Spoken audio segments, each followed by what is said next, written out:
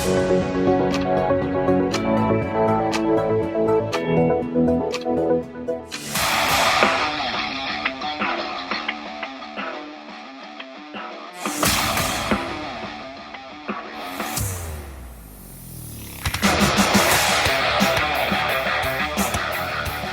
morning, and then a word from our sponsors. Who said you can't teach an old dog new tricks? Hi, I'm Gail Rubenstein, the founder and CEO of Retail Resilient.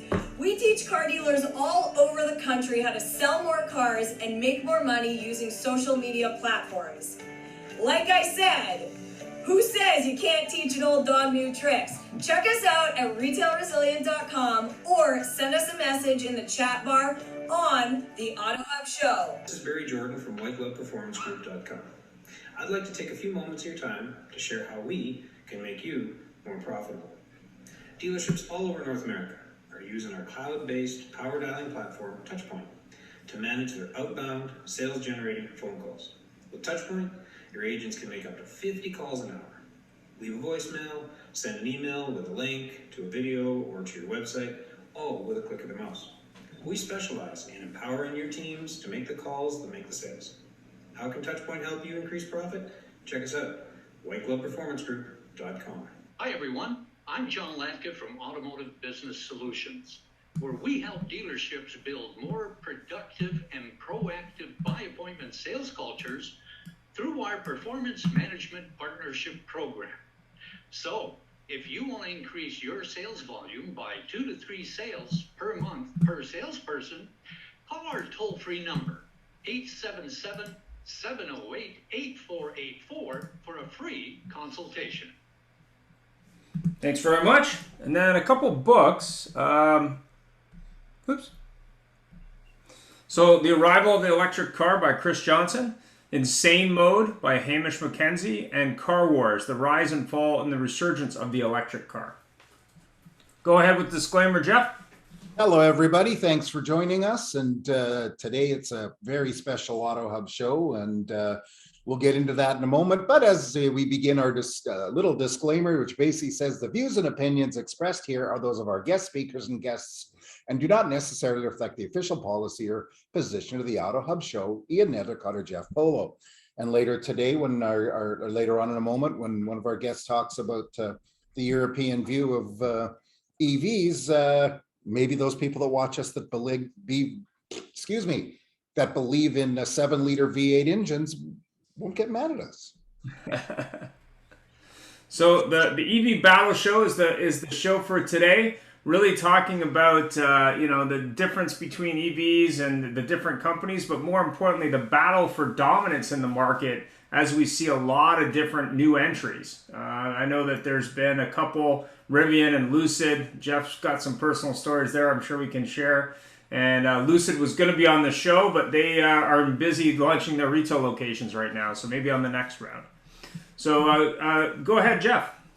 Yeah, very interesting experience with Rivian. They've made a lot of news. Actually, this morning I read about how Tesla is actually expanding their lawsuit against Rivian for theft of proprietary information, because of course Rivian has also stolen a lot of executives from them.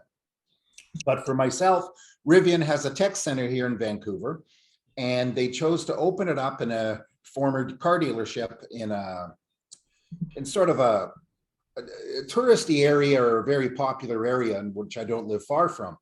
And I walk by there all the time. I walk my dogs, and I walk by one day and I take a look and I go, wow, there's a vehicle undercover.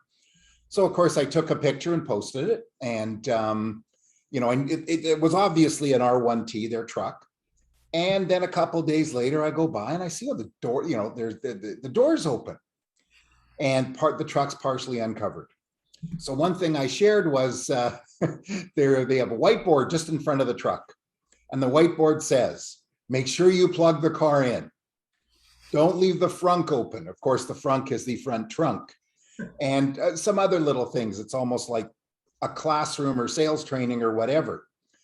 And then I go by there later that day and the truck's uncovered. So I take a picture of it and I post it. And I tag them, hashtag Rivian, hashtag R1T. And lo and behold, a half hour later when I walk by, the truck's covered and there's security there at the place where I took pictures. So I like to feel like I'm one of those spy photographers, you know. And So I it's very, had a number of discussions with Lucid. We were going to have them on the show because they're launching their new retail location in downtown Vancouver later this month. But unfortunately, as with all big companies, and I'm sure we can talk a little bit about that on the show as well, it's got to go through their PR people. And their PR people take a lot of time to look at anything before they'll do anything. So we did have a number of EV companies who are going to be on the show today, but some of them, it takes time to go through the people that then have to talk to people, and then eventually maybe they come on. So maybe for the next show. well, I have to say, Ian, I have to say, I'm very proud of that. Means we have grown in stature, that the PR people are worried about us. I love it. So I'm going to introduce myself a little bit, and then Jeff will do the same as a new part of the show. My name is Ian Nethercutt. I have about a little over 20 years in the business, 10 years retail. I've worked with dealers all over North America for a little over 10 years now. I work for a company out of California called NavThat. We changed the website experience for the better using Angular. And if you're going to be at Digital Dealer later this month in Las Vegas, we're going to be there with the booth 902. And that's all about me. Go ahead, Jeff. Hey, I'm Jeff Polo. For those of you who don't know me, I've been in the retail car business a very long time, over 30 years, and with all sorts of manufacturers. And now I'm an independent person. I've partnership in a little small used car lot, which we're just about to start to experiment on used EVs because of our friend Brett Seavey that was on a couple of shows ago, and just saying, you know, he's got a warranty company and they don't pay a lot of claims, so it must be a good thing to do. But appreciate everybody joining. Thank you, and watching and viewing. So we're going to go ahead with Maurizio, who's our guest from Italy. We're going to talk a little bit about Maurizio. So Maurizio, maybe you could introduce yourself. I've known Maurizio online for quite a while. I think I got connected to him initially because he wrote an article on Italian car companies and how they should change their advertising. That I read, and it was quite impressive. So go ahead, Maurizio.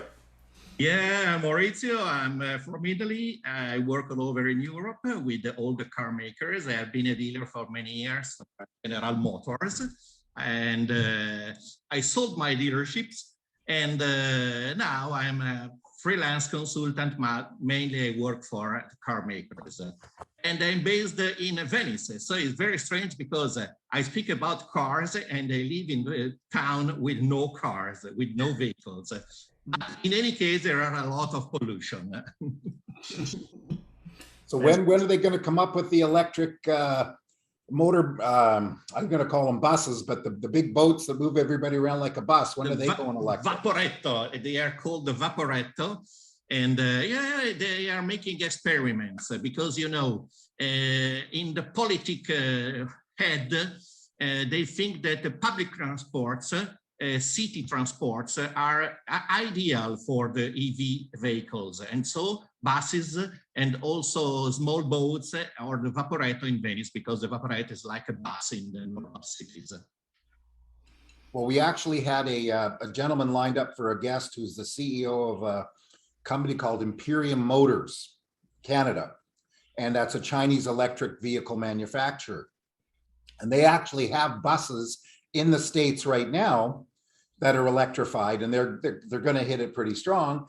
And he was on until he had to have meetings with the Canadian federal government and the Quebec government about their vehicles. So another show, as the saying goes. So why don't we go ahead and start? And of course, since Maurizio has shown up, we can also open the floor up to anyone else who wants to comment as well. But go ahead, Jeff. I'm going to go ahead with question one. 2 years ago, auto EVs were only a few models from 3 or 4 manufacturers, and expectations was they'd start to become more plentiful in the mid-2030s. Now there are about 10 plus auto manufacturers and countless alternative EV transportation companies, not including scooters and bikes, and we've seen a lot of those recently as well.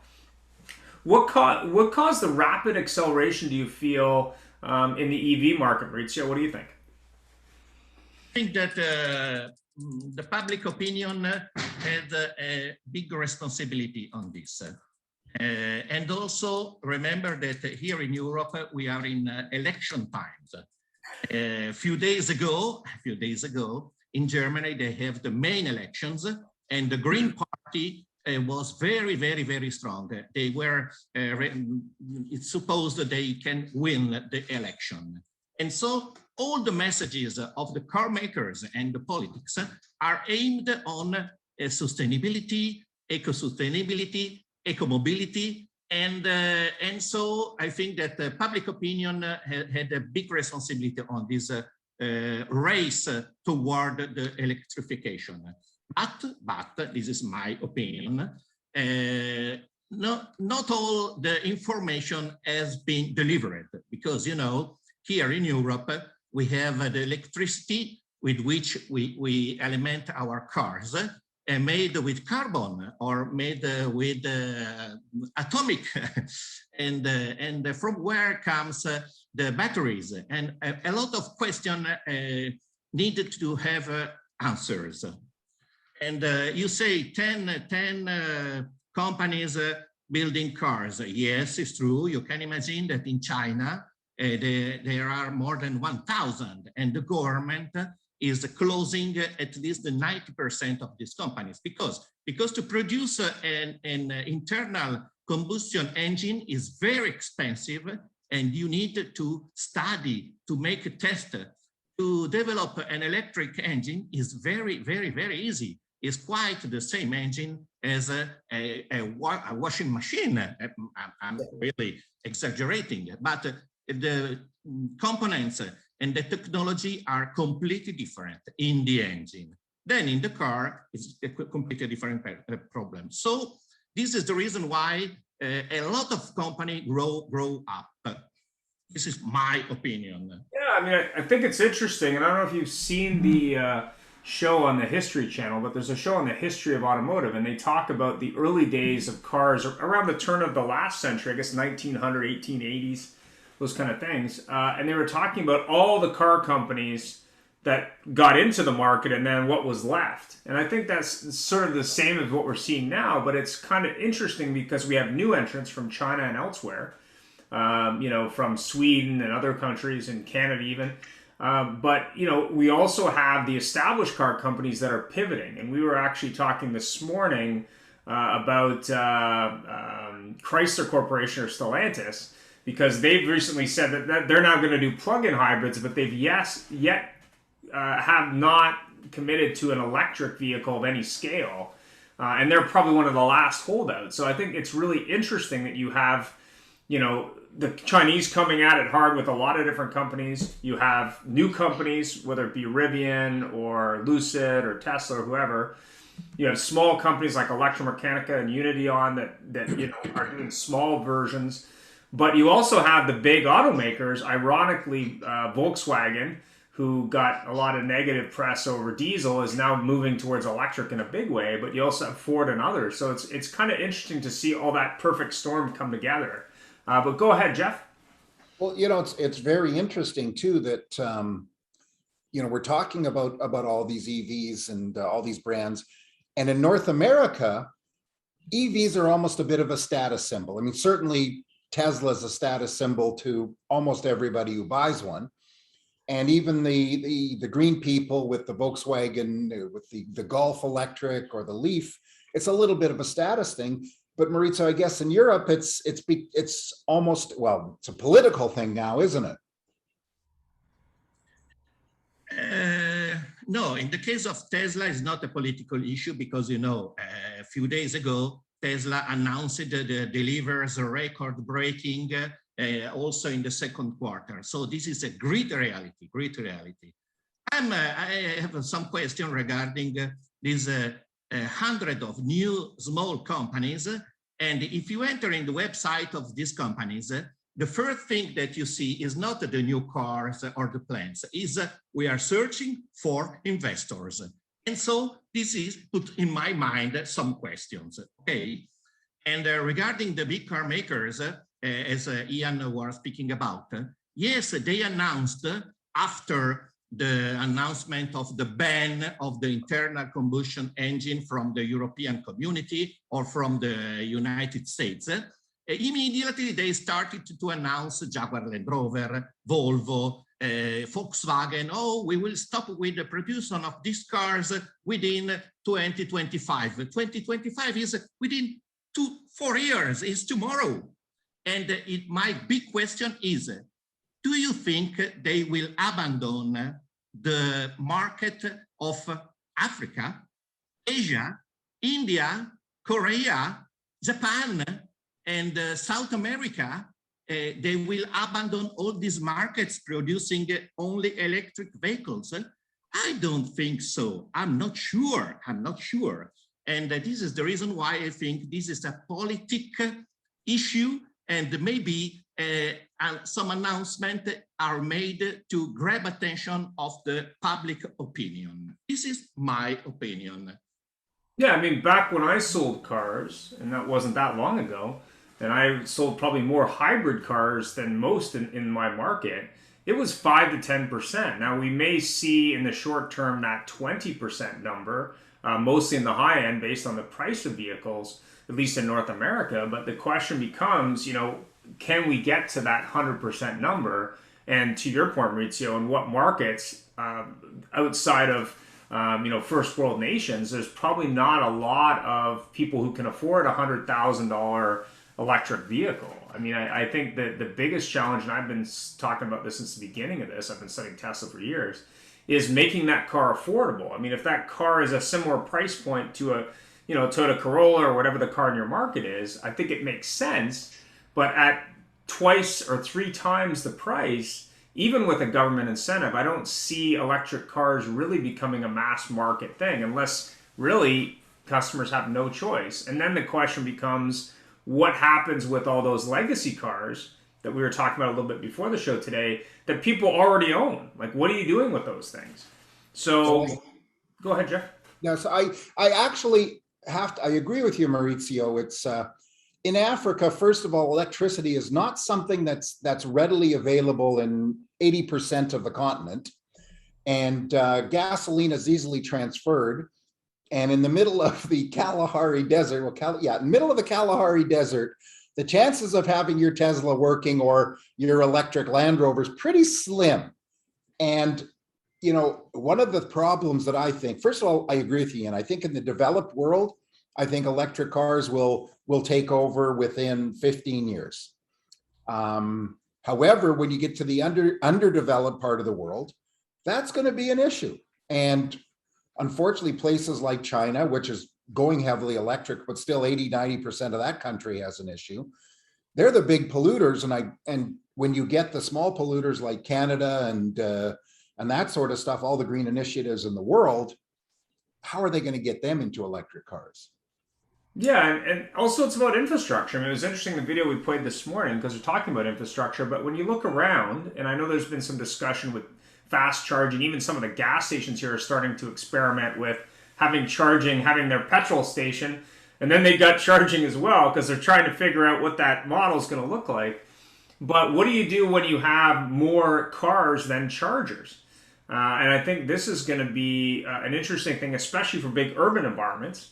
What's your thought on infrastructure, especially in Europe, where maybe you don't have, as much road space or as much place to put these things? I mean, what are you seeing, Maurizio, in the European market in cities?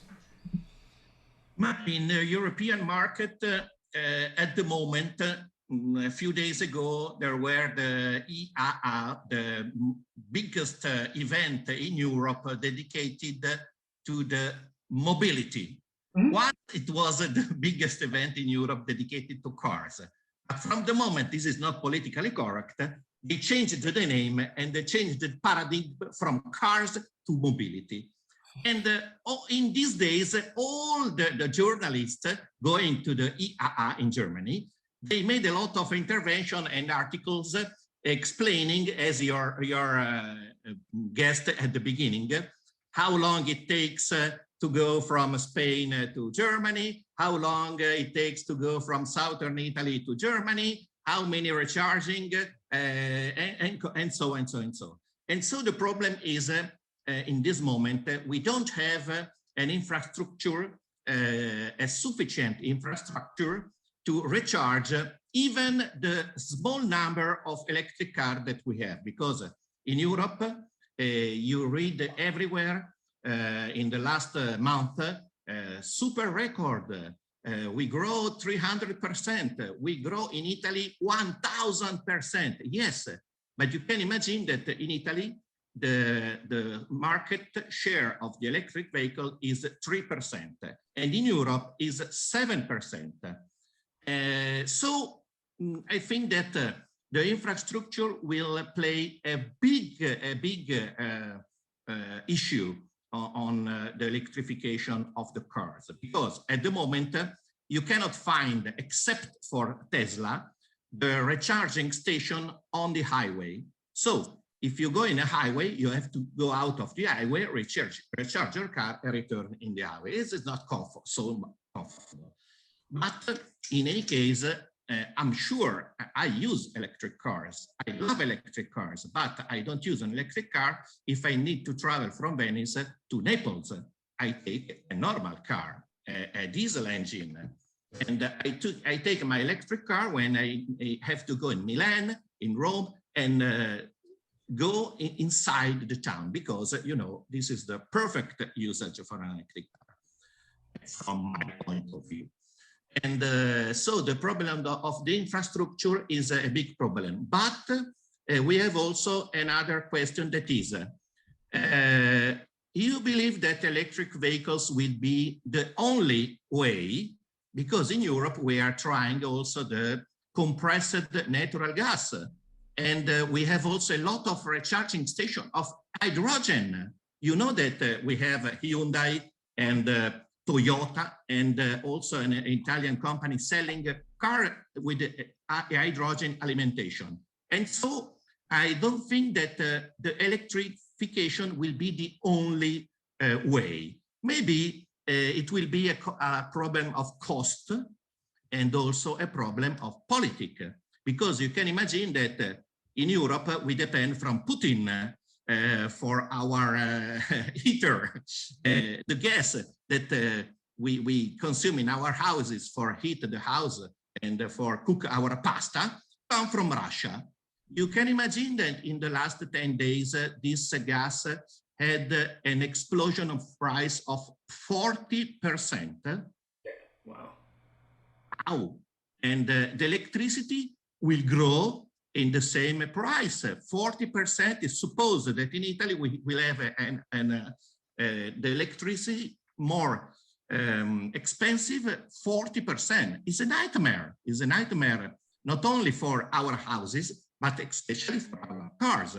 And this is why I think maybe the electrification will be not the only way. Answering to your question, Ian, regarding the big cars and the small cars. In China and in India, I visit China and India a lot of time during the year for my job. There are a lot of small cars, not in Europe. Why? Because in Europe, you know, with the shortage of the microchips, the car makers decided to invest on the car where they have higher revenues producing this car. And this is the reason why they produce big cars also in electric vehicles. And the new Audi is 200,000 euros. The new Mercedes, the new Volvo, the Polestar, yes, but we have also another answer. That is, all these vehicles are pure electric, or they are plug-in, hybrid, or other systems. And you know that the plug-in and the other system are not so clean as like the pure electric vehicles. Right. And this is another question, an open question. Yeah, I agree with you 100%. You've got, I think the future, and I've always believed the future is choice. So when I sold vehicles years ago, to me, it was always a discussion with a customer, what are you doing with the car? And I think the future, as we look forward, is going to be, okay, well, there's different options for engines. It could be a hybrid, it could be plug-in hybrid, it could be PHEV, which is the Mitsubishi technology, which is a combination. It could be a diesel hybrid even, hydrogen. There's all kinds of different options. And I think that's really what it comes down to, is you're going to have vehicles based on the customer need. and based on their budget, not so much based on engine technology alone. What do you think then, Maurizio, in terms of EVs in Europe? When do you think realistically the EVs will take over the market, if they ever will? What do you think, other than the politicians' thoughts? What is your thought?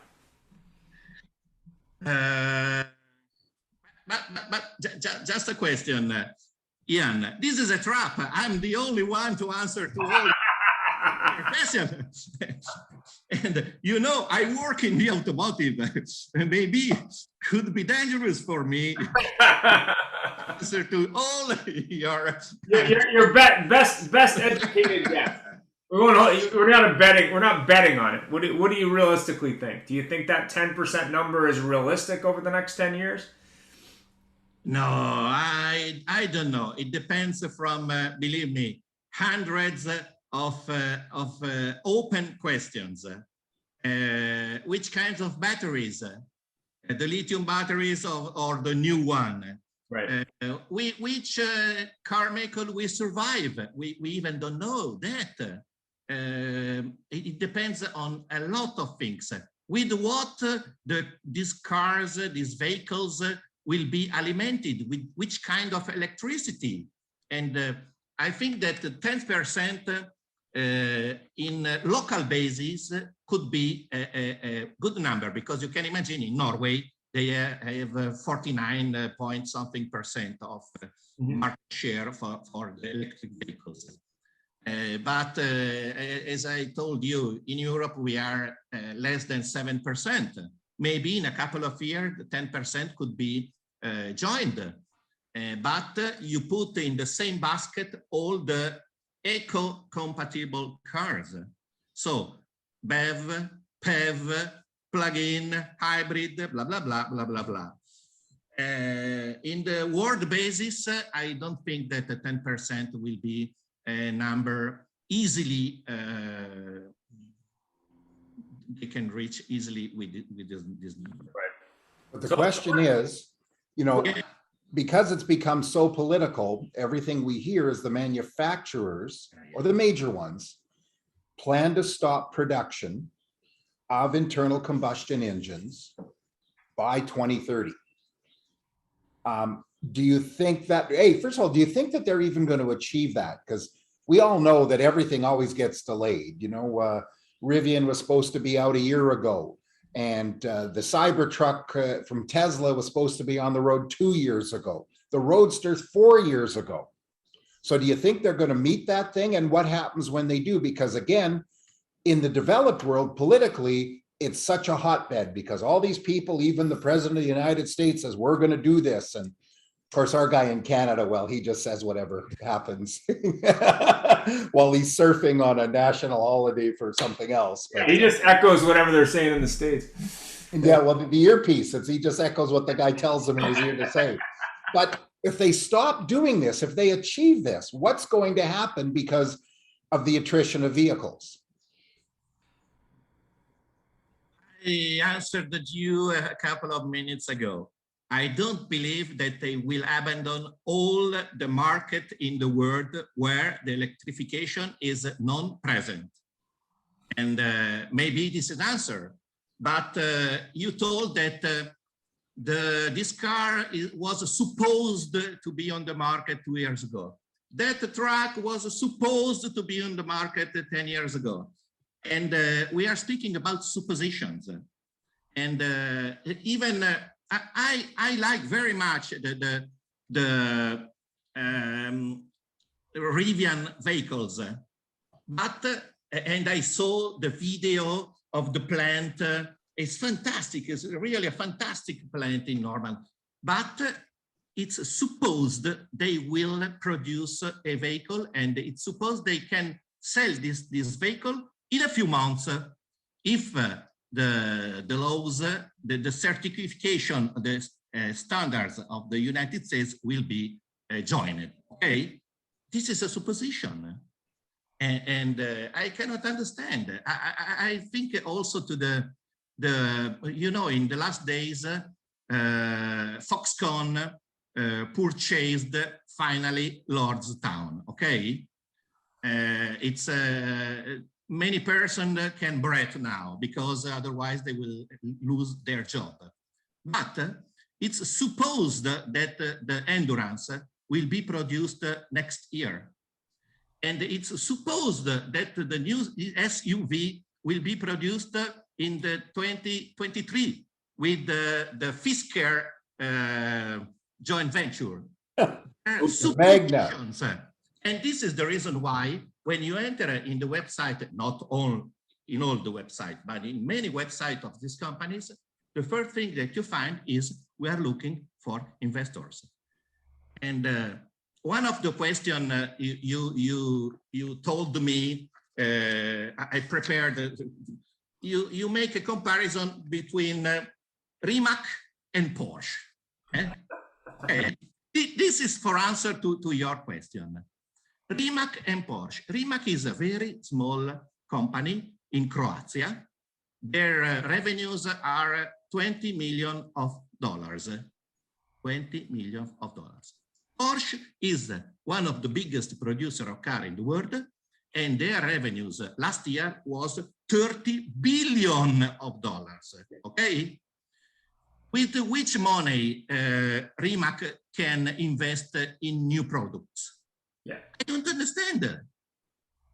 Who's behind Rimac? Do you know?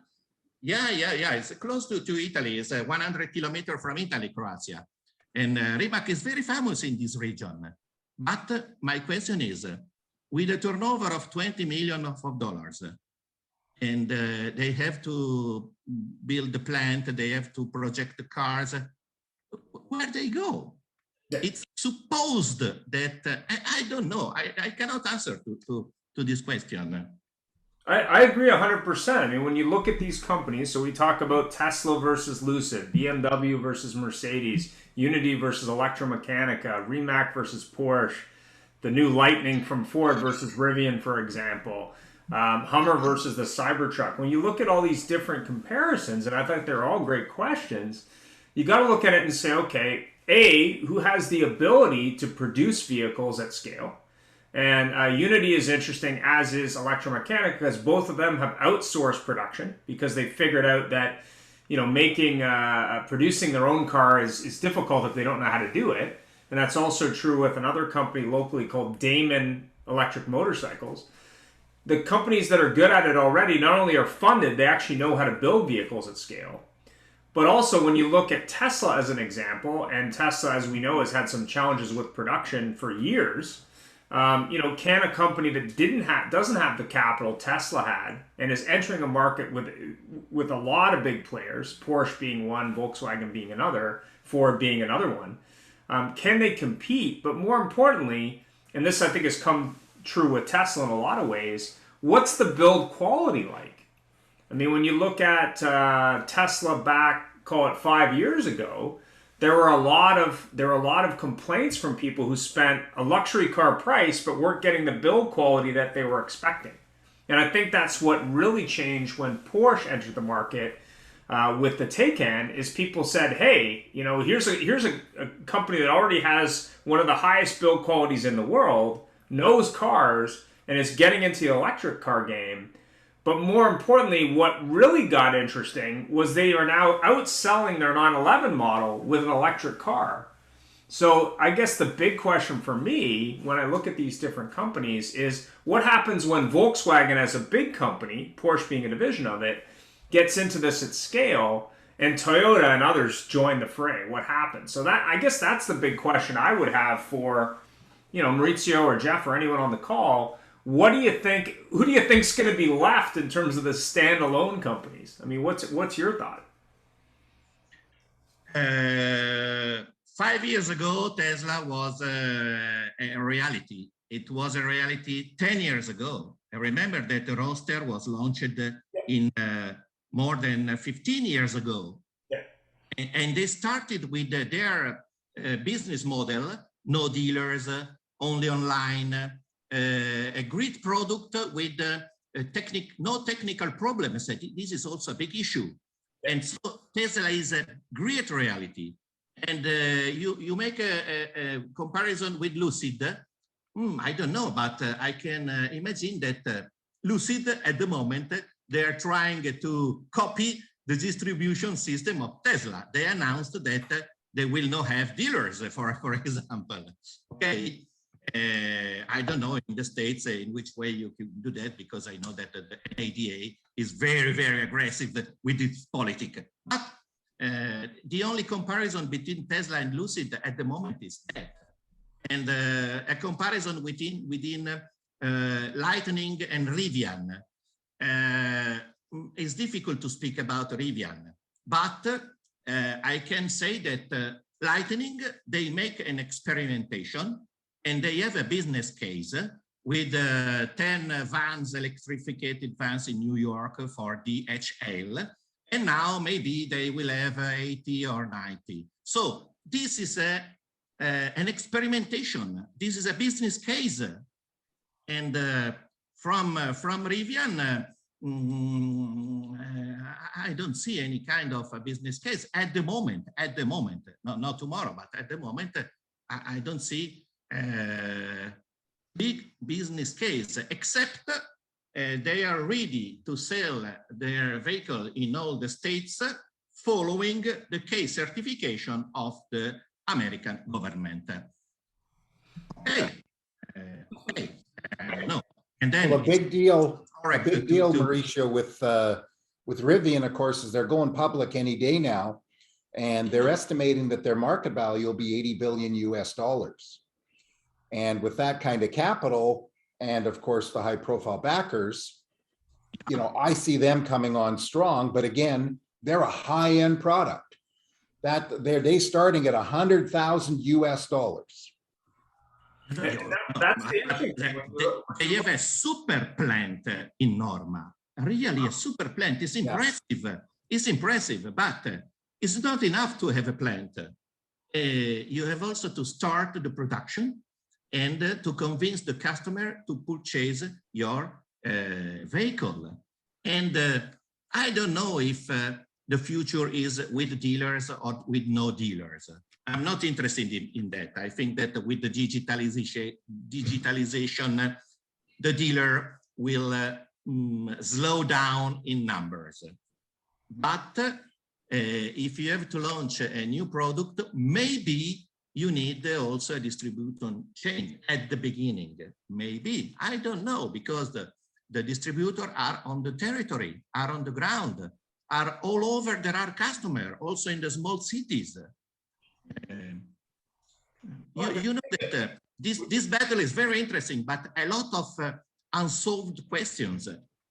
Well, we can speak a little to the different models, from the Unity model to the electromechanical model to the Lucid model to even Damon, which is a local company that has an AI-based accident avoidance electric motorcycle, which is kind of interesting. But essentially, a lot of them are looking at either a small retail model. Electromechanica is doing that, as is Lucid. They're going into a dealership model similar to Tesla. But you look at Damon and you look at others, they're going direct to consumer model. But the most interesting one is Unity. They actually partner with existing retailers to sell their cars through an existing retail channel, which is kind of interesting. But you know, I think you hit it right on the head with big dealer bodies like in the U.S. market. They're fighting against this model, as they did with Tesla, saying, listen, we don't want manufacturers selling direct. You know, we want a dealer body. Now, I think what's going to happen in North America is what's happened in Europe years ago, and you can probably speak to this. Dealers got smaller in terms of there aren't huge dealerships anywhere. There were small dealers who are taking orders from a limited inventory.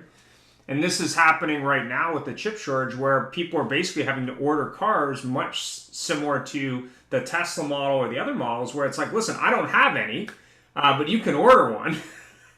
So I think what's going to happen over the next, call it 6 to 18 months, is you're going to have a change in the way cars are sold. The question is that a long-term change? So I don't know. So that maybe you can comment on that. Yes, I agree with you, but you can imagine that also Tesla, that doesn't have any kind of dealer. Now they have some showroom on the territory. In Italy, they have 5 or 6 showroom, direct owned showrooms. And so this is why, because in any case, you need to be close to your customers. You know, this is also a psychological impact for many customers. This is my opinion. And when you speak about Unity and Electromechanica, Unity is based in Sweden. Oh, pay attention, because in the northern part of Europe, they have a great culture for the environment. Great culture for the environment. Electromechanica, they have one car. It's called Solo, and in which way is distributed. I don't know. It's a good experimentation. Also, this one. It will be interesting to understand what will happen in the next 5 or 6 years. Yeah, 100%. I mean, when you look at Solo, and Solo's kind of interesting just because the company was founded years ago as a constructor of Porsche copies, essentially, or Porsche knockoffs. And then they got into the Solo, which is a one-person car, which similar to Unity, which is a two-person car, front to back. Again, a small car. I don't know if that will go well in North America, just because people are conditioned to big cars. But we'll see what happens. I think they've been raising quite a bit of money, and I think it's interesting. But to your point, will you see them compete with dealers and manufacturers that have not only the distribution of vehicles, but existing customers and now models that can keep them within the brand? I think that's where things get really interesting. One thing just to understand, you were speaking about the attitudes and willing of the American customers. Even big companies act like Fiat with the 500. 500 is a good car. It's a fantastic car. No issues, good price, but it's a small car. They don't have any kind of success in some markets, including the States. And so in my mind, I'm not sure that Solo will have a great success in the States, because it's a popular car, a small car, and this is not what the American wants. Maybe in the big cities, maybe, but you know that also Smart in Europe, they sell their car only in the big towns. Only in big, and Smart is owned by Mercedes-Benz. Smart is a well-known brand all over in the world, and it's a well-known brand represented on the territory with thousands of dealers. This is of the dimension of the cars. It could be also another issue to be studied. I don't have answer, but another question, an open question for you. Yeah, I think when you look at the Fiat, and it was interesting because Fiat came back to Canada and the US after years of not being in market. The 500 was, I think, an initial success in big city markets, including Vancouver. I actually owned one for a short period of time, for a couple of years. The Fiat Electric didn't arrive in Canada, ironically. It did in the US market, but we do see them in this market as imported models. But the Fiat brand didn't make it, I don't believe, long-term, and not because of it's a bad car, but because of the conditioning of people in North America to large vehicles. I think the biggest challenge for small vehicles in North America is that people aren't used to small vehicles in North America. They're used to big vehicles, and I think that's part of the issue. Is it makes sense to have a small electric vehicle for multiple reasons. Number one, I mean, obviously it's cheaper to manufacture, it's a smaller footprint, you can get more range, but also it makes more sense for people that really in most cases are in the car by themselves anyway.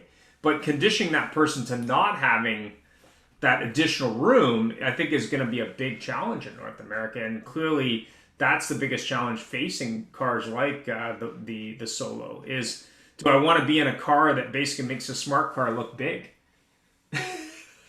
You know, like it's smaller than a smart car, and smart cars really didn't do that well here, which is kind of interesting. So I think that's a North American issue. I don't think it's. I want to also go to the other side of the coin then, from the Solo and the Smart to the Hummer, the Cybertruck.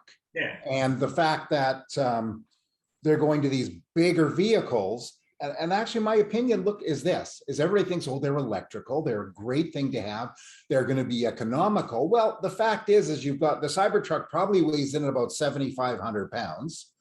The Hummer is going to be at least that, or what are we talking about, 2,000 whatever kilograms. And it's these things are going to suck electricity like the gas ones do gas. So where's that going to come? Obviously in the US, that's going to be a big deal. What about in Europe, Maurizio? It's a big deal also in Europe, you know, because this ban, these political issues are a big deal, a big problem, big question. But you can imagine that, for example, Norway decided that in 2015, the internal combustion engine could not be sold in Norway. We are in 2021 and they are still sold. Yeah. Like in Amsterdam, you have been in Amsterdam, Jeff, a few months ago. In Amsterdam, the mayor decided to ban the internal combustion car since 2019. We are in 2021 and you have seen only electrical vehicles? No. So I cannot answer to this question, but I know that the 70% of the greenhouse gases are generated by transports, and the vehicles are one of the biggest polluting problem. So something must be done. I'm not sure that electrical vehicles are the only solution. It's very interesting you mentioned a minute ago about hydrogen. One gentleman we've had on, he thinks, he actually published, his name's James Carter. And he is boy, I'm not going to say, he's the opposite of an advocate of hydrogen, because he regularly posts about, you know, how he thinks how silly it is. Yet in Europe, you're mentioning your hydrogen infrastructure is moderately good. That's the case. Hydrogen's a big deal there. It depends, because we are some regions very environment oriented, as like the northern part of Italy, Germany, Switzerland. I don't know the reality in Norway, but in this region you can find distributors of hydrogen also on the highway. And you know that the hydrogen must be produced, can be produced, is produced in different ways. And the problem is, in this distributor, they sell only hydrogen produced with water, okay? With electrical centrals. And in other country, they have hydrogen, but produce it in a very expensive way and creating other pollution. So hydrogen will be the future. I don't know. Probably, yes, a part of the problem could be solved with hydrogen, but also with the compressed natural gas. No, because you must buy from Putin. Maledizione.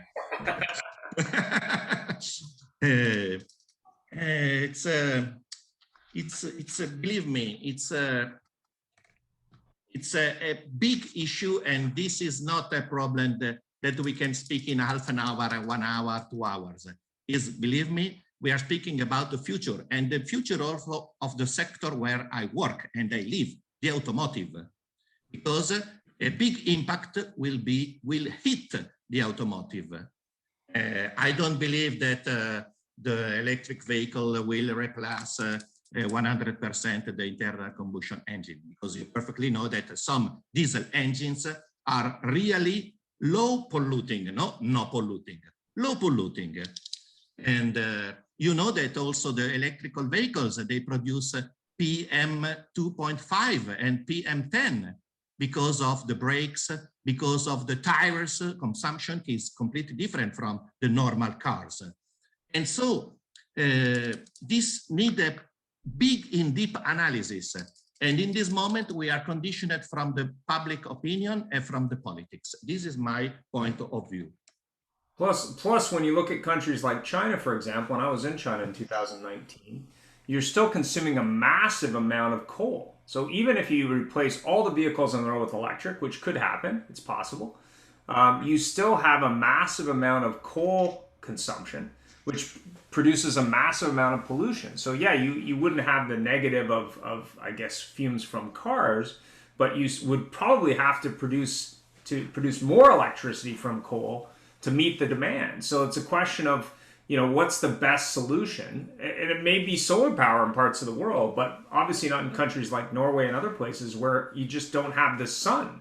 You know, it's cold there and you don't have that. So I think that the biggest challenge is not cars, but you know, how the world adapts to more people needing to get around. So mobility, and I think that's where you get a lot of this micro-mobility that I'm seeing in cities in North America, at least, where younger people and some older people are looking at different ways to get to work or get around, be it a scooter, or I've seen some interesting one-wheel vehicles, different things, where years ago that would have been a moped, or it would have been, you know, a car maybe. So I think that the answer is probably a combination of things. That's what I think. Jeff, final thoughts? Well, final thoughts, you know, Maurizio, I got to tell you, man, you are one knowledgeable guy. And, you know, normally car guys know cars and just general stuff. And I'm very impressed and I'm very appreciative of you taking your time. Although I have to say you're the first guest we've had that's joined us with a gin and tonic.